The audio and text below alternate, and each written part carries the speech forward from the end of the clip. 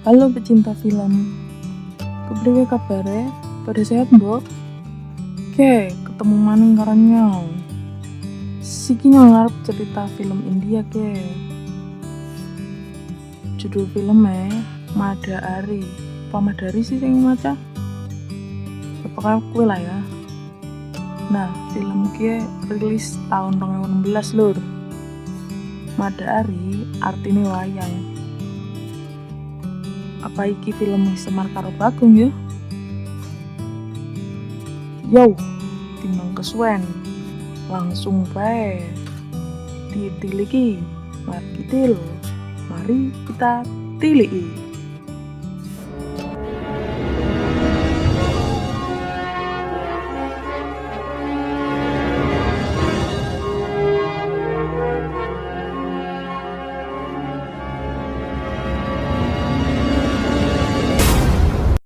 Film ini menceritakan tentang perjuangan seorang ayah untuk menemukan dalang di balik kematian anaknya.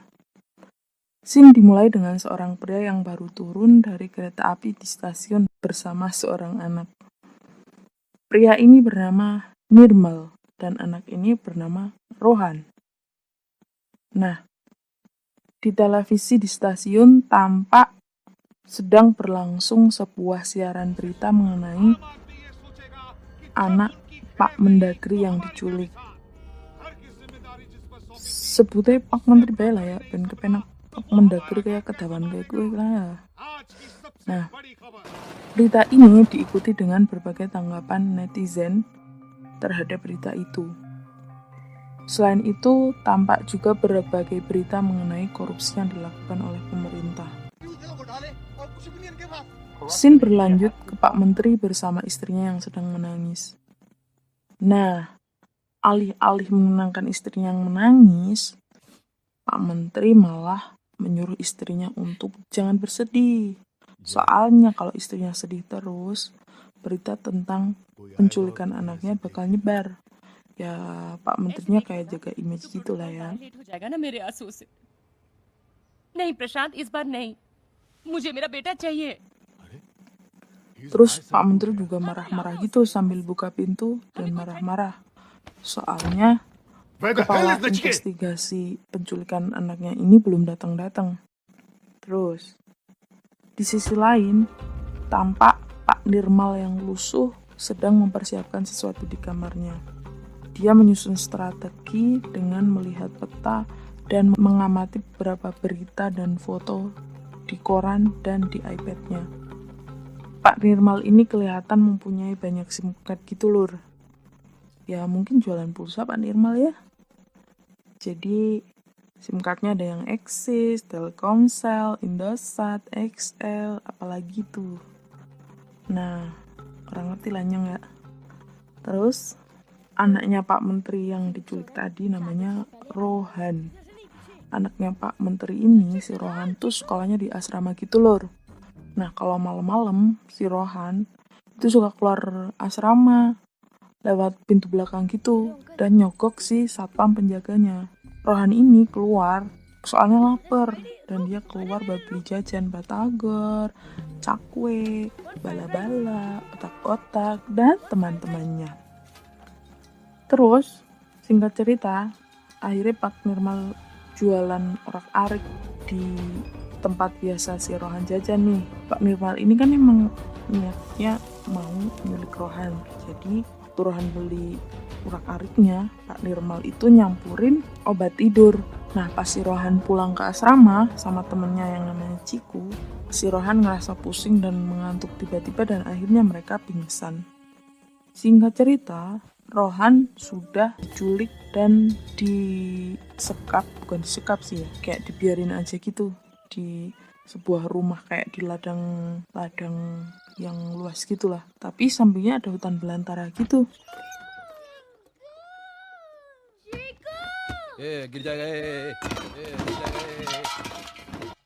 Nah, terus si Pak Naciket, si kepala investigasi penculikan Rohan ini kan udah datang. Mereka sedang menyusun rencana dan strategi untuk menyelamatkan Rohan. Di sini mereka kelihatan berbeda pendapat gitu lur sama si, karena bapaknya Rohan kan menteri tuh, pasti kan banyak pejabat-pejabat yang ikut serta. Jadi si pejabat-pejabat partai ini cenderungnya kayak lebih jaga image gitulah, apa yang penting tuh image mereka tetap baik lah di masyarakat tanpa mementingkan keselamatan Rohan. Dan kalau Pak Nachiket ini dia lebih mementingkan keselamatan Rohan. Nah, dari partai bapaknya si Rohan ini tuh udah dibagi telur. Ada yang tugas buat apa sih? Intinya menghubungi si partai oposisi. Terus ada juga yang bertugas untuk membungkam media. Jadi nggak ada media yang berani menampilkan rumor mengenai penculikan anak Mendagri ini. Tapi ada satu stasiun TV nih lur yang masih tetap menayangkan, yaitu Swatantra TV.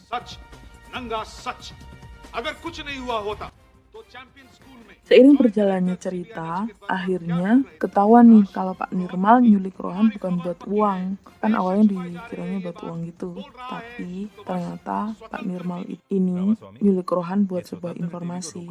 Jadi anak Pak Nirmal tuh punya anak namanya Apu. Nah, si Apu ini tuh meninggal karena kecelakaan runtuhnya jembatan pas dia mau berangkat sekolah. Nah, padahal kan jembatan ini masih baru ya lur. Jadi diduga kuat kalau dana pembangunan jembatan ini dikorupsi gitu lur. Jadinya si Pak Nirmal ini bermaksud untuk mencari tahu siapa sih yang udah ngorusi dana pembangunan jembatan gitu.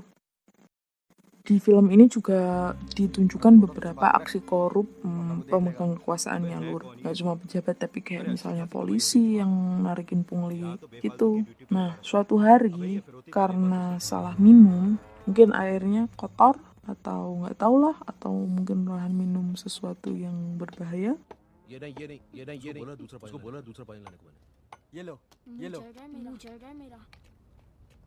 Akhirnya si Rohan sakit nih lur. Nah, dia kan harus dirawat di rumah sakit. Awalnya Pak Nirmal menolak, tapi karena kondisi Rohan yang tidak memungkinkan untuk dibawa terus berjalan, akhirnya ya udah Pak Nirmal ngalah.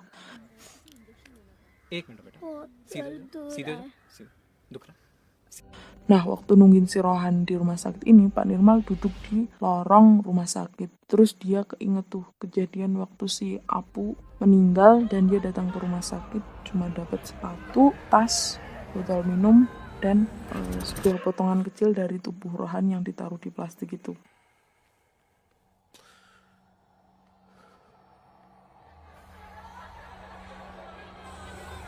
Pak Nirmal kelihatan banget nahan sedihnya biar nggak sedih gitu lur, tapi tetap aja dia akhirnya nangis.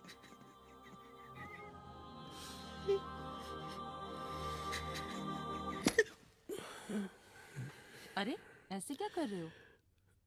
पेट खराब है बस. Cerita kemudian flashback mengenai kebersamaan Pak Nirmal dan anaknya. Pak Nirmal ini merupakan seorang single parent lur. Soalnya istrinya pergi ninggalin gitu. Dia pergi ke Amerika, terus di sana juga punya keluarga yang baru.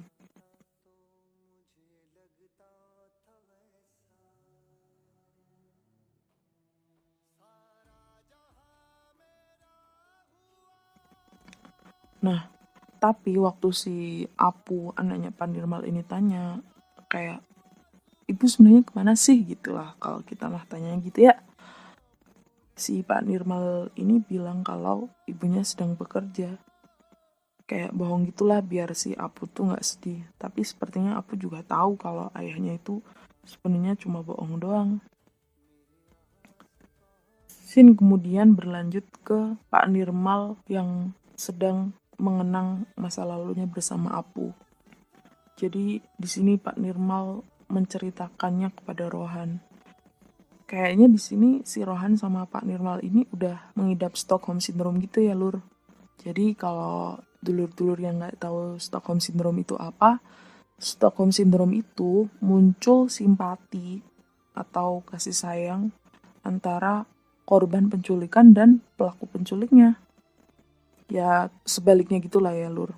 Terus di kenangannya Pak Nirmal sama Apu ini muncul kebahagiaan gitu lur, hidupnya Pak Nirmal sama Apu meskipun tinggal di ruangan sempit gitu, yang kalau mereka main bola bahkan tempat tidurnya harus dimiringin dulu biar tempatnya jadi luas gitu lur.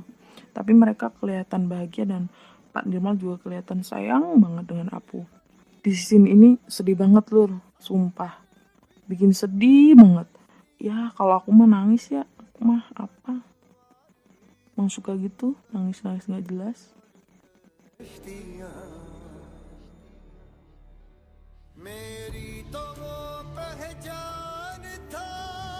Nah, Pak Nirmal ini awalnya cuma warga sipil biasa gitu ya lur.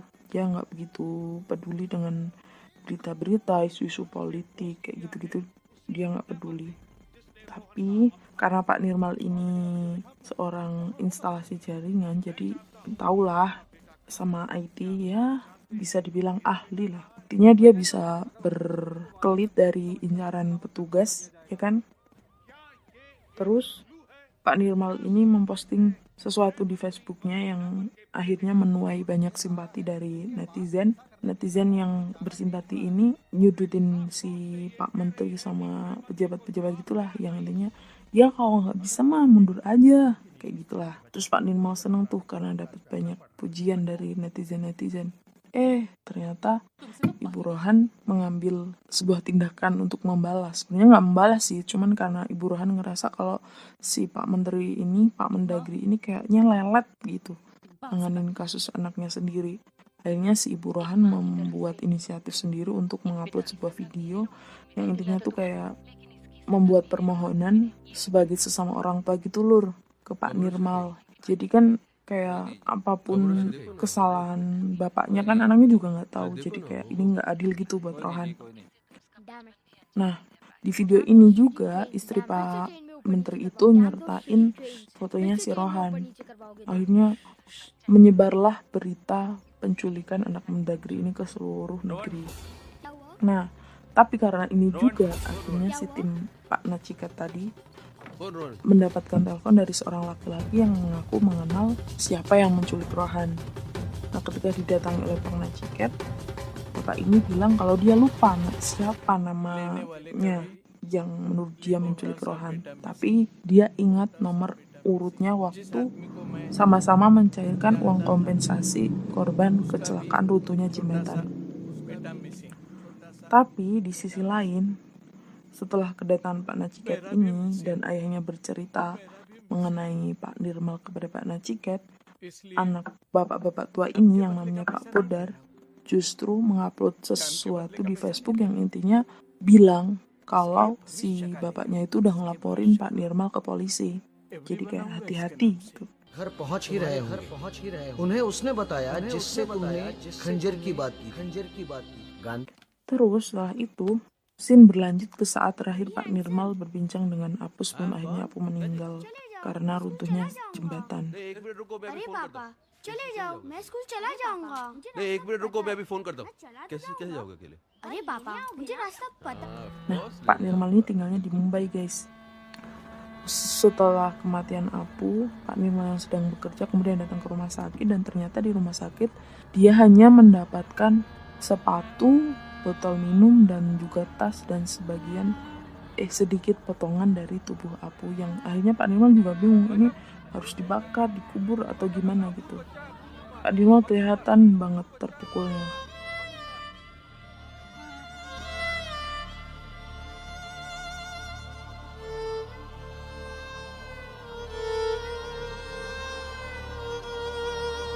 Nah setelah kematian Apu ini, hidup Pak Nirmal tuh nggak karuan gitu lor. Rumahnya kayak sawangan gitu. Sawangan apa sih?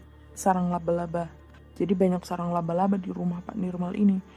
Pak Nirmal rambutnya gondrong. Ini kelihatan agak gila. Karena dia sampai kayak halusinasi ngelihat Apu dan ngobrol sama Apu gitu. चलो Akhirnya Pak Nirmal memutuskan untuk mau bunuh diri atau mau ngapain ya. Karena dia berdiri di atap gedung gitu gak lor. Atau dia mungkin mau jadi Superman. Saya juga nggak tahu.